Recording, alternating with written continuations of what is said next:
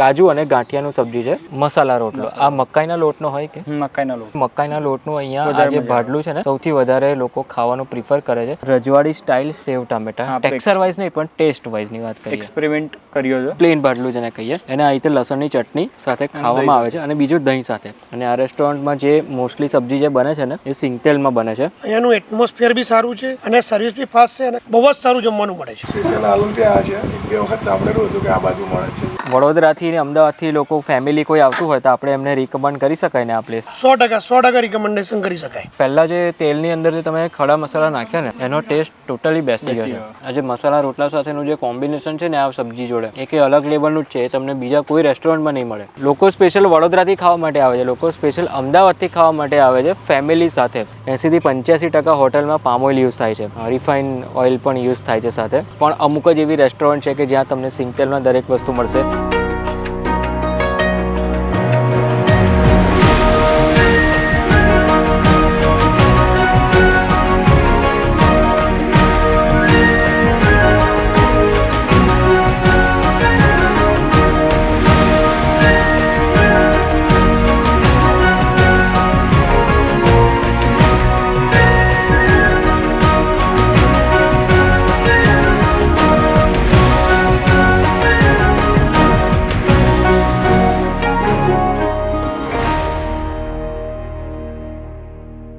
So hello નમસ્તે સત શ્રી અકાલ, કેમ છો ને welcome back to my channel. ફરીથી સ્વાગત છે રવેચી ધ ગાર્ડન રેસ્ટોરન્ટ. ગૂગલ પર તમે એવું લખશો ને રવેચી ગાર્ડન રેસ્ટોરન્ટ તો પણ આ પરફેક્ટ લોકેશન આવી જશે. હવે આ જગ્યાએ ખાસ કરીને જે ઓથેન્ટિક વસ્તુઓ છે, ભાડલું ને એ બધી વસ્તુ તો લોકો સ્પેશિયલ વડોદરાથી ખાવા માટે આવે છે, લોકો સ્પેશિયલ અમદાવાદથી ખાવા માટે આવે છે ફેમિલી સાથે. પાવાગઢથી લોકો બોડેલી જતા હોય કાં તો વડોદરાથી લોકો પાવાગઢ દર્શન કરવા માટે આવતા હોય ને તો આ પાવાગઢથી 28 થી 30 કિલોમીટર જેટલું જ છે. જાંબુઘોડાની જે ચેકપોસ્ટ છે ને એ ચેકપોસ્ટ તમે ક્લિયર કરશો પછી 4 કિલોમીટર દૂર બોડેલીવાળા રસ્તે શ્રી રવેચી ગાર્ડન રેસ્ટોરન્ટ તો બી પરફેક્ટ લોકેશન આવી જશે. લોકેશન બહુ ઇઝી છે. અંદર આવશો તમારે 101 મીટર જેવું અંદર આવવાનું રહેશે. અહીંયા આવશો એટલે અહીંયા કંઈ બોર્ડ નથી મારેલું મોટું કે રવેચી. બહારની સાઈડ બોર્ડ મારેલું છે કેમ કે આમના જે કસ્ટમર છે ને આ એરિયામાંથી પસાર થતા હોય ને જમવાનો ટાઈમ થાય ને તો આ જગ્યાએ જમવાનું પ્રિફર કરે છે. જે વસ્તુઓ બધી બને છે એ સિંગતેલમાં બને છે. આ જગ્યાએ પામ ઓઇલનો યુઝ નથી થતો. 80 થી 85% હોટલમાં પામ ઓઇલ યુઝ થાય છે, રિફાઇન ઓઇલ પણ યુઝ થાય છે સાથે. પણ અમુક જ એવી રેસ્ટોરન્ટ છે કે જ્યાં તમને સિંગતેલમાં દરેક વસ્તુ મળશે. અને ખાસ તો અહીંયા સ્પેશિયાલિટીની આપણે વાત કરીએ ને તો ભાડલું, જે લાસ્ટ વિડીયોમાં આપણે કવર કર્યું હતું ભાડલું, એ પણ આજે આ વખતે કવર કરીશું. પ્લસ બીજી એમની જે યુનિક વેરાયટી છે સબ્જીમાં, યુનિક વેરાયટીઝ પણ છે એ પણ આપણે જોઈશું. આ જગ્યાએ આવશો 100% તમારા પૈસા વસૂલ છે એ રીતનું ફૂડ તમને મળશે.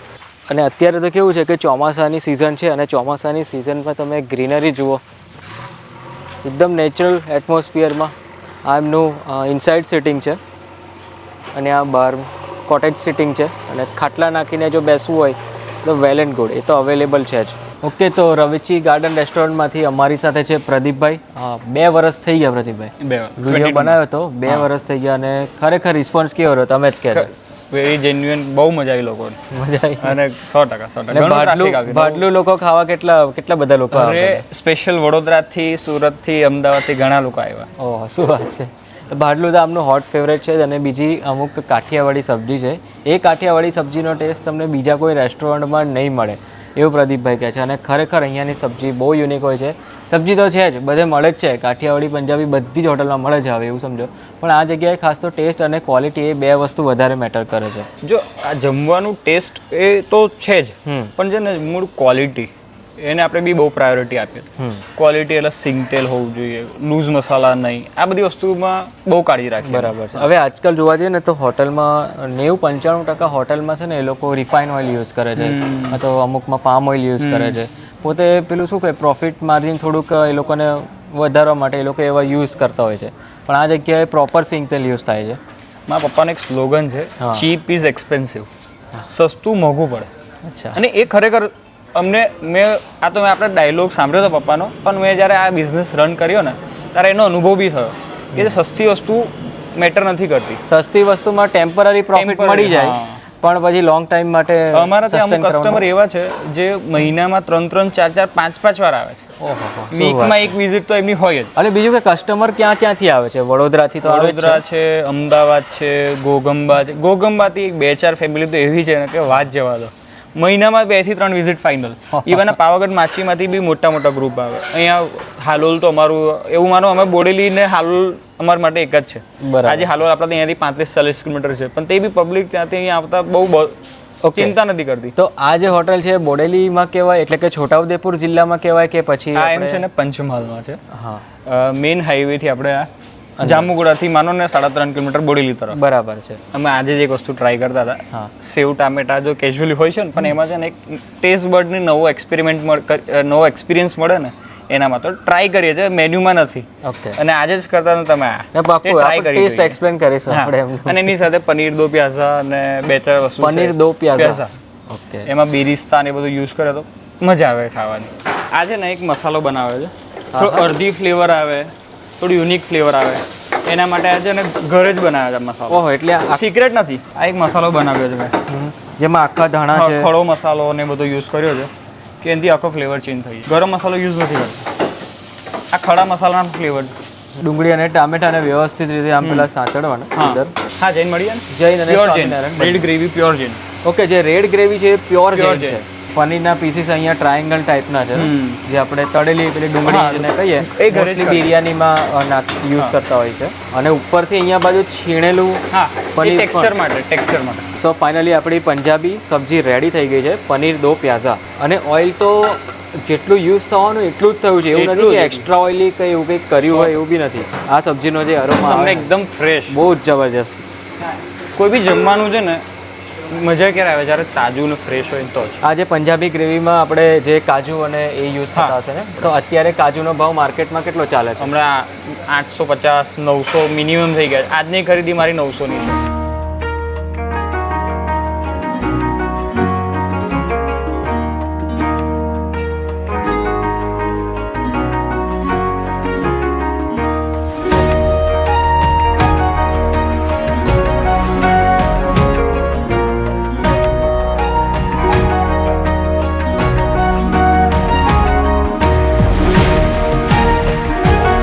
ઓકે, તો અત્યારે રજવાડી સેવ ટામેટા ચાલુ થાય છે સિંગતેલથી. સૌથી પહેલાં તો આપણે આ જુઓ, અહીંયા ડબ્બો સાઈડમાં પડેલો જ છે.